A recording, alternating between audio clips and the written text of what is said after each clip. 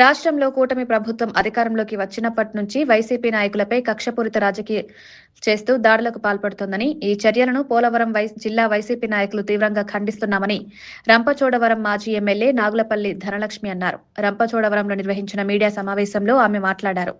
తిరుమల వెంకటేశ్వర స్వామి వారి లడ్డు కల్తీ నెయ్యి కలిసిందన్న ఆరోపణలపై గతంలో చంద్రబాబు ముఖ్యమంత్రిగా ఉన్న సమయంలోనే విచారణ జరిగిందని, శాంపిల్స్ తీసి ల్యాబ్లో పరీక్షలు చేసినప్పుడు నెయ్యిలో ఎలాంటి జంతు కొవ్వు లేనట్లు నివేదికలు వచ్చాయన్నారు.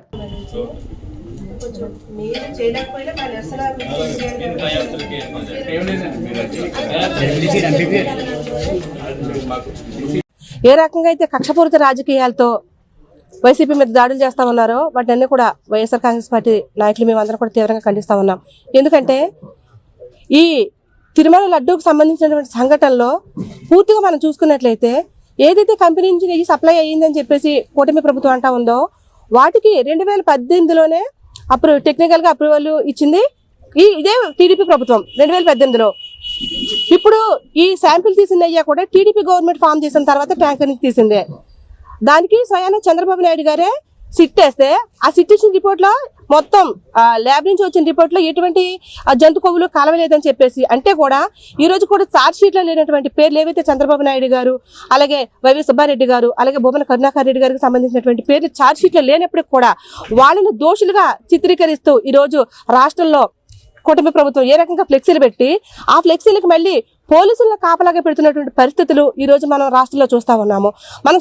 కూటమి ప్రభుత్వం అధికారంలోకి వచ్చినప్పటి నుంచి రాష్ట్రంలో ఆడవాళ్ల మీద గాని, చిన్నపిల్లల మీద గాని, అలాగే ప్రశ్నించిన వైఎస్ఆర్ పార్టీ కార్యకర్తల మీద గాని ఏ రకమైనటువంటి దాడులు జరుగుతున్నాయో మనం చూస్తా ఉన్నాము. ఇన్ని దాడులు జరిగినప్పుడు కూడా పోలీసుని అలర్ట్ చేయలేదు. పోలీసులు కనీసం ఆ దాడులు జరిగే ప్రాంతానికి, ఆ దాడులు జరిగే వ్యక్తుల మీద కాపలా లేదు. కానీ ఈ రోజు ఫ్లెక్సీలు పెట్టి ఫ్లెక్సీలకు పోలీసులు కాపలా పెట్టడం అనేది చాలా సిగ్గుచేటటువంటి విషయం. అంతేకాకుండా ప్రశ్నించినటువంటి నాయకులు ఎవరైతే ఉంటారో వాళ్ళ మీద హత్య ప్రయత్నాలు చేస్తా ఉన్నారు, వాళ్ళ ఇంట్లో మీద దాడులు చేస్తా ఉన్నారు. ఈ రోజు అంబటి రాంబాబు గారి విషయం మనం చూసుకున్నట్లయితే వారి కుటుంబంలో, ఆయన ఇంట్లో లేనటువంటి సందర్భంలో వాళ్ళ కుటుంబంలో ఉన్నటువంటి ఆడవాళ్ళ మీద ఇది ఒక రకంగా మర్డర్ ప్లాన్ లాంటిదే. కాబట్టి ఎవరైతే ఈ దుస్సాహసం చేశారో, ఇటువంటి చర్యలకు పాల్పడ్డారో వీరందరి మీద కూడా ఖచ్చితంగా ఏదైతే హత్య ప్రయత్నం చేశారో హత్య ప్రయత్నంగా వీళ్ళందరి మీద కూడా కేసులు బుక్ చేయాలని చెప్పేసి ఈ రోజు వైఎస్ఆర్ కాంగ్రెస్ పార్టీకి సంబంధించినటువంటి నియోజకవర్గ నాయకులందరూ కూడా ఈ రోజు రంపచోడవరం పోలీస్ స్టేషన్ లో కంప్లైంట్ ఇవ్వడం జరిగింది. డే 1 నుంచి కూడా ప్రతి ఒక్క విషయం ఆ కూటమి సంబంధించిన వైఫల్యాలని తెర మీదకి వచ్చిన ప్రతిసారి కూడా ఏదో ఒక అవసరం లేని విషయాన్ని తెర మీదకి తీసుకొచ్చి డైవర్షన్ పాలిటిక్స్ చేత ఈ రోజు ఏదైతే జనసేనకు సంబంధించినటువంటి ఒక ఎమ్మెల్యే వీడియో వచ్చింది, ఆ వీడియోని డైవర్ట్ చేయడం కోసం ఈ రోజు లడ్డు విషయాన్ని, అసలు లడ్డూలో ఎటువంటి ఇది లేదు అని చెప్పిన తర్వాత కూడా మళ్ళీ ఫ్లెక్సీలు వేసి మరి ఈ రకంగా చేయడం అనేది చాలా దురదృష్టకరమైనటువంటి పరిస్థితి. కాబట్టి ఇకనైనా కొంచెం బుద్ధి తెచ్చుకొని ఇకనైనా కొంచెం మారండి.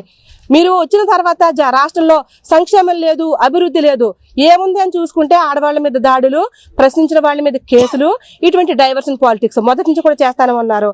మీరు నిజంగా ఒక్కసారి రాష్ట్ర ప్రజలు ఆలోచించాలి. ఏదైతే నెయ్యిని సప్లై చేస్తామన్నదో ఆ కంపెనీకి 2018లో ఇచ్చారు వీళ్ళు ఆ నెయ్యిని సప్లై చేయడానికి అప్రూవల్స్. 2018లో ఎవరున్నారండి గవర్నమెంట్ లో? ఈ చంద్రబాబు నాయుడు గారు లేరా?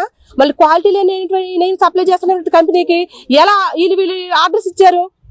ఆ నెయ్యి శాంపిల్స్ తీసుకున్నది కూడా వీళ్ళు గవర్నమెంట్ లోనే కదా. అంటే మధ్యలో ఎటువంటి సంబంధం లేనటువంటి వైసీపీ గవర్నమెంట్ కి ఈ పాపాన్ని అంటగట్టాలని చూసి ఏ రకంగా చేస్తామన్నారు భగవంతుడు ఖచ్చితంగా మీకు చెప్తా ఉన్నాడు.